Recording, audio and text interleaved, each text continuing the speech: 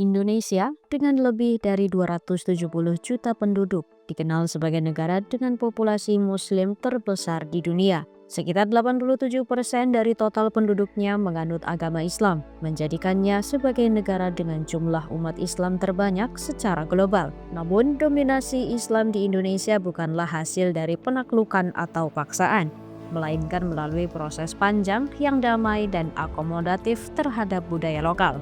Sejarah mencatat bahwa Islam mulai masuk ke Nusantara sekitar abad ke-7 hingga ke-13 Masehi melalui jalur perdagangan.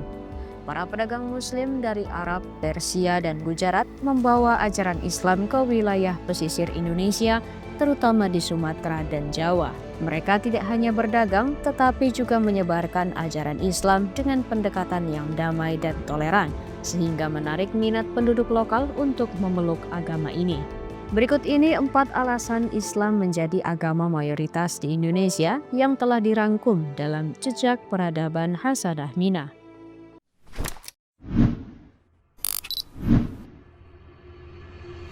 Dalam Islam, prinsip kesetaraan ditegaskan melalui berbagai ajaran yang menolak diskriminasi berdasarkan ras, keturunan, atau status sosial. Al-Quran dan hadis Nabi Muhammad SAW menekankan bahwa yang membedakan manusia hanyalah ketakwaannya. Sebagaimana disebutkan dalam khutbah terakhir Nabi Muhammad SAW. Wahai manusia, sesungguhnya Tuhan kalian adalah satu, dan ayah kalian juga satu. Tidak ada kelebihan bagi orang Arab atas non-Arab, atau bagi non-Arab atas orang Arab. Tidak ada kelebihan bagi orang kulit putih atas kulit hitam, atau bagi orang kulit hitam atas kulit putih, kecuali dalam ketakwaan. Hadis riwayat Imam Ahmad. Ajaran ini merupakan daya tarik tersendiri bagi masyarakat Indonesia yang sebelumnya hidup dalam struktur sosial yang hierarkis. Kesetaraan yang ditawarkan Islam memberikan harapan bagi kelompok-kelompok yang terpinggirkan untuk mendapatkan posisi yang setara dalam masyarakat. Sistem kasta dalam masyarakat Hindu-Buddha membagi masyarakat ke dalam kelas-kelas sosial yang kaku, seperti Brahmana, Ksatria, Waisya, dan Sudra. Struktur ini membatasi mobilitas sosial dan menempatkan kelompok tertentu dalam posisi yang lebih rendah.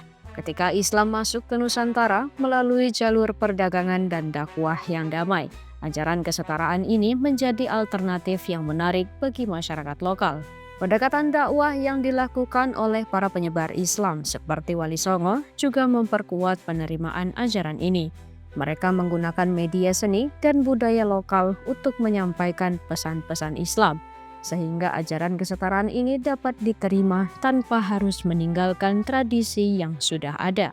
Ajaran Islam yang menekankan kesetaraan tanpa sistem kasta memberikan kontribusi signifikan terhadap penyebaran agama ini di Indonesia. Dengan menawarkan struktur sosial yang lebih inklusif dan adil, Islam berhasil menarik berbagai lapisan masyarakat Nusantara untuk memeluk agama ini.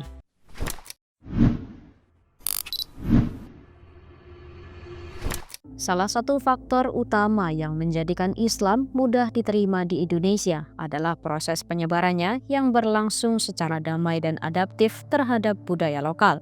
Berbeda dengan penyebaran agama lain yang seringkali melibatkan penaklukan atau paksaan, Islam masuk ke Nusantara melalui pendekatan yang harmonis, memanfaatkan jalur perdagangan, perkawinan, pendidikan, dan akulturasi budaya. Sejak abad ke-7 Masehi, wilayah Nusantara telah menjadi pusat perdagangan internasional yang strategis, menghubungkan dunia Islam dengan Tiongkok dan India. Para pedagang Muslim dari Arab, Persia, dan India tidak hanya membawa barang dagangan, tetapi juga menyebarkan ajaran Islam kepada masyarakat lokal. Mereka menetap di pelabuhan-pelabuhan penting seperti Barus, Aceh, Palembang, dan Gresik, membentuk komunitas Muslim yang kemudian menjadi pusat penyebaran Islam di sekitarnya. Strategi perkawinan antara pedagang Muslim dengan perempuan lokal, termasuk putri bangsawan, menjadi salah satu cara efektif dalam menyebarkan Islam. Melalui ikatan keluarga ini, ajaran Islam dapat diterima dengan lebih mudah oleh masyarakat setempat. Contohnya Sunan Giri. Salah satu anggota Wali Songo merupakan hasil dari perkawinan antara pedagang Muslim dengan perempuan lokal yang kemudian berperan penting dalam penyebaran Islam di Jawa. Para ulama memainkan peran penting dalam penyebaran Islam melalui pendidikan dan dakwah.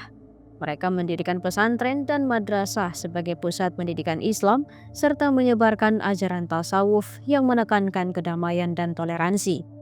Pendekatan ini memungkinkan masyarakat menerima Islam tanpa harus meninggalkan tradisi dan budaya lokal mereka.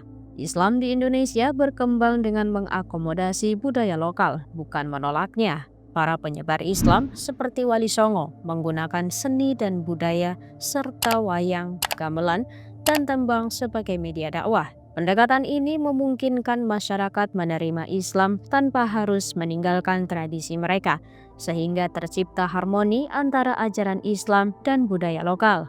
Penyebaran Islam di Indonesia yang berlangsung secara damai dan adaptif terhadap budaya lokal menjadi kunci utama keberhasilannya. Melalui jalur perdagangan, perkawinan, pendidikan, dan akulturasi budaya, Islam dapat diterima oleh berbagai lapisan masyarakat Nusantara tanpa konflik atau paksaan. Pendekatan ini tidak hanya diperkuat posisi Islam sebagai agama mayoritas di Indonesia, tetapi juga menciptakan harmoni antara ajaran Islam dan budaya lokal yang masih terasa hingga saat ini.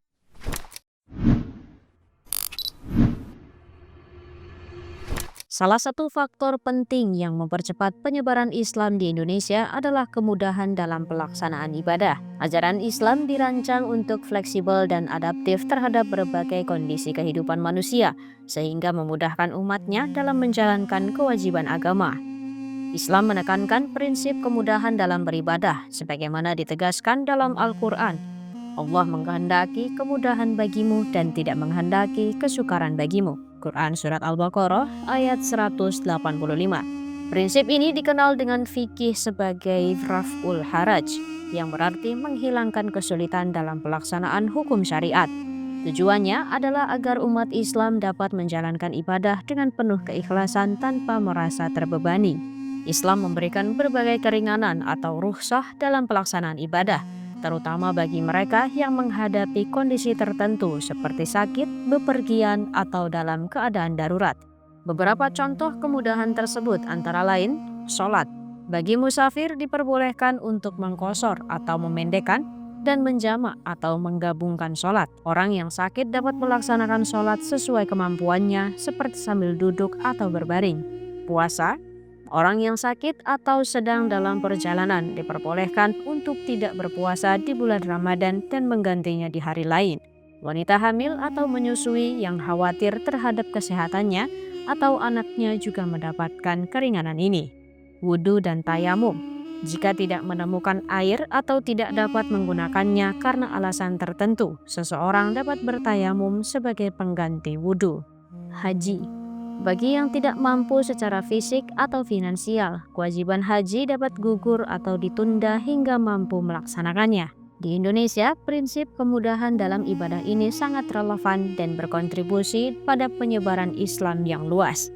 Masyarakat dapat menjalankan ibadah dengan fleksibilitas yang sesuai dengan kondisi lokal dan pribadi. Selain itu, pendekatan dakwah yang mengedepankan toleransi dan adaptasi terhadap budaya lokal juga memperkuat penerimaan Islam di berbagai daerah. Kemudahan dalam pelaksanaan ibadah merupakan salah satu keunggulan Islam yang memudahkan umatnya dalam menjalankan kewajiban agama. Dengan memberikan keringanan sesuai kondisi individu, Islam menunjukkan fleksibilitas dan kepedulian terhadap umatnya, yang pada akhirnya mempercepat penyebaran agama ini di Indonesia.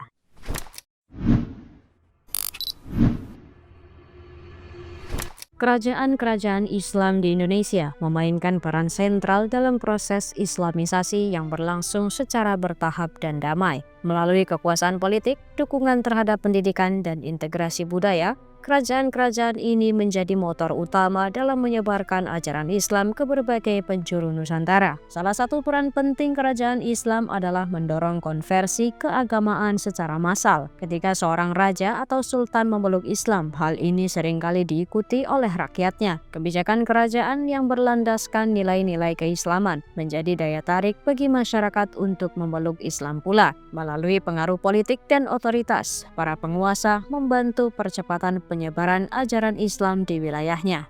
Kerajaan-kerajaan Islam juga berperan dalam memajukan lembaga-lembaga pendidikan Islam seperti pesantren, surau, atau langgar. Lembaga-lembaga ini menjadi pusat dakwah dan pendidikan, memungkinkan masyarakat untuk mempelajari ajaran Islam tanpa harus pergi ke daerah yang jauh. Dengan demikian, proses Islamisasi menjadi lebih masif dan merata di berbagai wilayah. Kerajaan-kerajaan Islam di Indonesia tidak hanya menyebarkan ajaran Islam, tetapi juga mengintegrasikannya dengan budaya lokal melalui seni, arsitektur, dan tradisi. Ajaran Islam disampaikan dengan cara yang mudah diterima oleh masyarakat. Contohnya, penggunaan seni pertunjukan seperti wayang dan gamelan dalam dakwah, serta arsitektur masjid yang menggabungkan elemen-elemen lokal, mencerminkan akulturasi antara Islam dan budaya setempat. Peran kerajaan Islam di Indonesia sangat signifikan dalam proses Islamisasi. Melalui kepemimpinan yang mengadopsi Islam, dukungan terhadap pendidikan dan dakwah, serta integrasi budaya, kerajaan-kerajaan ini berhasil menyebarkan ajaran Islam secara luas dan damai di seluruh Nusantara. 4 alasan mengapa Islam menjadi agama mayoritas di Indonesia yang kita baru dengar bersama hanyalah sekelumit dari banyaknya penyebab yang sudah terjadi. Dari sini kita dapat memahami bahwa keberhasilan Islamisasi di Nusantara bukanlah hasil dari paksaan atau dominasi, melainkan buah dari pendekatan yang inklusif, adaptif, dan penuh toleransi. Ajaran Islam yang menekankan persamaan derajat manusia tanpa memandang status sosial, metode dakwah yang mengedepankan perdamaian, serta kemampuan untuk beralkulturasi dengan budaya lokal, menjadikan Islam mudah diterima oleh masyarakat Indonesia. Ditambah dengan kemudahan dalam pelaksanaan ibadah dan dukungan dari kerajaan-kerajaan Islam yang berperan sebagai pusat dakwah dan pendidikan, Islam tumbuh dan berkembang pesat di berbagai wilayah Nusantara hingga saat ini.